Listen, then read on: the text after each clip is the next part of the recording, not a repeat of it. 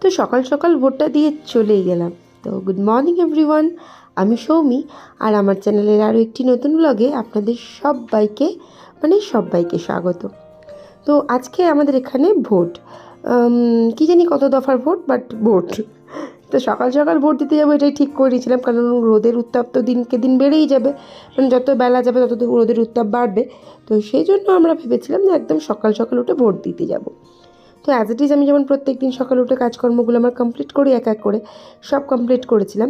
আর বড় যার বৌদির সাথে কথা ছিল যে আমরা সকাল সকাল বেরোবো, কিন্তু দুঃখের বিষয় আমাদের বাড়ির বড় ছেলেটা, মানে আমার বড় জায়ের বড় ছেলে, ওর কালকে না রাতে অনেকক্ষণ ডিউটি ছিল, সেই জন্য বেচারার ফিরতে ফিরতে বহু রাত হয়েছে।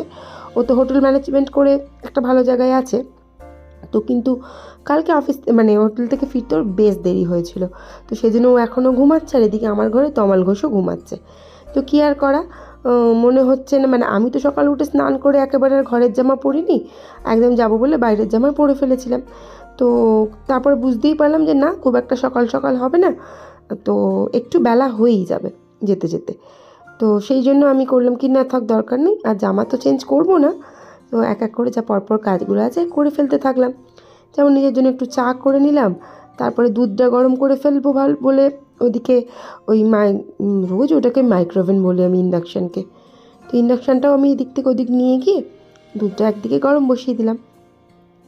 আসলে আমরা না আমরা কেন, আমার মনে হয় সবাই ওই ভোট দেওয়ার কাজটা সকাল সকাল হয়ে গেলেই মনে হয় আমাদের সবার জন্যই ভালো হয়। তো যাই হোক, এদিকে এক কাপ গরম গরম চা আমি নিজের জন্য রেডি করে নিলাম। আর আজকে না বিস্কুট খাইনি, বিস্কুট খেতে ইচ্ছা করছিল না বলে একটুখানি বাদামকে আমি বাটারের মধ্যে দিয়ে একটুখানি এদিক ওদিক করে নেড়ে নিয়েছিলাম। তো ব্যাস, সকালে তো আমার আর কোনো কাজ নেই, কটা আর বাজে এখন, খুব বেশি হলে 8টা মতন বাজে, এরম সময়তেই যাবার কথা ছিল। তো কী করবো না করবো ভেবে একটু ফোন ঘাঁটতে শুরু করে দিলাম, কিন্তু আমার ওই ইন্ডাকশানে তো দুধটা বসানো আছে, সেই জন্য আবার টেনশন হচ্ছিল বলে আবার একবার ফোন ঘাঁটছি, একবার এই করছি, মানে যদি দুধটা পড়ে যেত না, উতলে যেত, দেখতে হতো না, তোমার আমাকে দিত গাঁটটা যে খালি ফোন ঘাঁটা, তোমার আর কোনো কাজ নেই। তো এই বলে আমি দেখতে এলাম যে না দুধটা হয়েছে কিনা, তারপর দেখলাম যে না দুধটা হয়েছে। আর এই ফাঁকে বাবুইও উঠে পড়েছিল। তো এখন প্রায় 9:30 মতন বাজে, বাবুই উঠে পড়েছিল।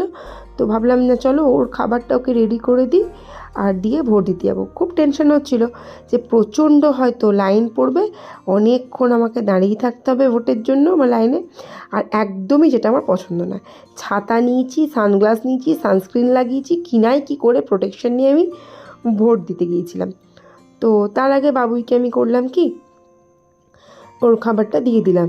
আজকাল ও খেতে চায় না, কমপ্লেনটাও বলেছে খাবো না মা, প্রচণ্ড নাকি ওতে সুগার থাকে, সেজন্য কমপ্লেনটাও খাবে না। কিন্তু তবুও আমি তো আনিয়েছি জোর করে, যে না একটু ভালো লাগবে দুধটা খেতে, চুপচাপ খেয়ে নেবে, ঝামেলা করবে না। তো একদিকেও পড়ছিল, আমি বললো যে না চলো ওকে খাবারটা দিয়ে দিই, আর এসে তারপর নেক্সট খাবারটা দেখা যাবে। তারপর যাওয়ার সময় আমি বলে ওকে গিয়েছিলাম যে আমরা এলে তুই খাবার করবি আজকে, মানে ব্রেকফাস্ট করবি তুই। তো ব্রেকফাস্ট ও সেরকম তো কিছু পারবে না, খুব বেশি হলে ওই ডিম টোস্টটা করতে পারে। যাই হোক, তো ওইদিকে বাবুইকে আমি খাবারটা দিয়ে দিলাম, আর তমালের মধ্যে গাড়িটা মানে স্কুটিটা বার করে নিয়েছে। আর তারপর আমরা সোজা বেরিয়ে গেলাম ভোট দিতে যাওয়ার জন্য। তো আমাদের এখানে মানে এই ব্লগটা হচ্ছে সোমবারের, আমি এডিট করে উঠতে পারিনি। তো ওই যে বলছিলাম না, শরীরটা সত্যিই আমার কদিন ধরে বেশ খারাপ যাচ্ছিলো। আর একে তো আমাদের রানাঘাট সোমবার বন্ধ থাকে, আর তার মধ্যে চলছে ইলেকশন, তো ব্যাস একদম সান্নাটা হয়ে গেছিলো রাস্তাঘাট। আর এটা আমাদের ভোট কেন্দ্র নয়, তবে অন্যদের একদিন ভোট কেন্দ্র, আমি সেটা আপনাদেরকে দেখালাম। আমাদের স্কুলটাতে ভোট হয়, বাড়ির খুব কাছেই আমাদের ভোটদান কেন্দ্র। তো ঘরে চলে এসেছিলাম, ঘরে এসে তারপর এসে দেখি তমাল, মানে মনেই ছিল আমার যে বড় ঘরের বিছানাটা আমাকেই তুলতে হবে, কারণ তমাল বিছানা তুলে যায়নি।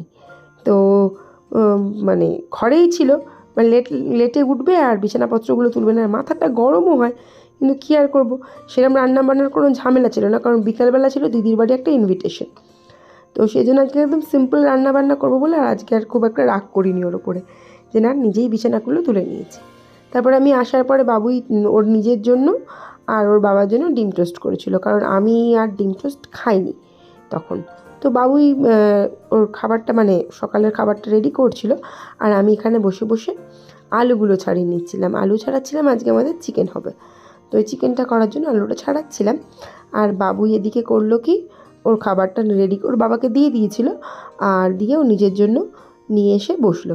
ব্যাস আমি তো হ্যাংলা ছোচা, ওর থেকে অমনি চাইতে শুরু করে দিয়েছি। আর আমাকে দিল মানে কিপ্টের হদ্দের মতন, কী আর করব, ওটা একটুখানি খেলাম। দিয়ে তারপর আমি চলে এলাম সোজা রান্নাঘরে। এবার সারাদিন রান্নাঘরেই থাকি, মানে যতক্ষণ সকাল দুপুর হয়। তো ওই যে বললাম একদম সিম্পল রান্না করব, সেরকম কিছু নয়। আর প্রেশার কুকারের মধ্যে আমি একটুখানি ছোলা সেদ্ধ বসিয়েছিলাম, আর এটা হচ্ছে গিয়ে মাংসটাও আমি এক এক করে বসিয়ে দিলাম।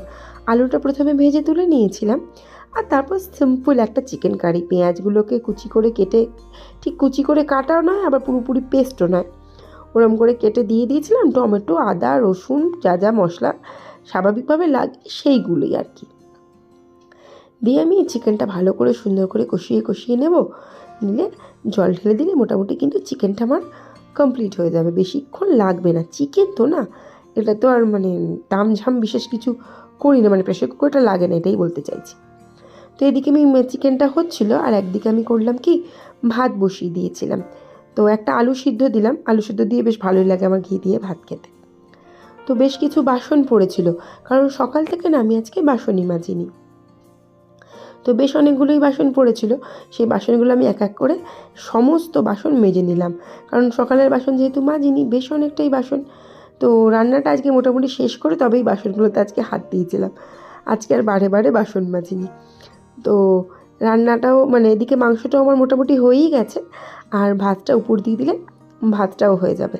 তো বাস, আর আজকে সেরকম কোনো কাজ নেই, রান্নাঘরটাও পরিষ্কার পরিচ্ছন্ন করে নিলেই টোটাল কাজ কমপ্লিট। সব কাজ কমপ্লিট করেই ফেলেছিলাম।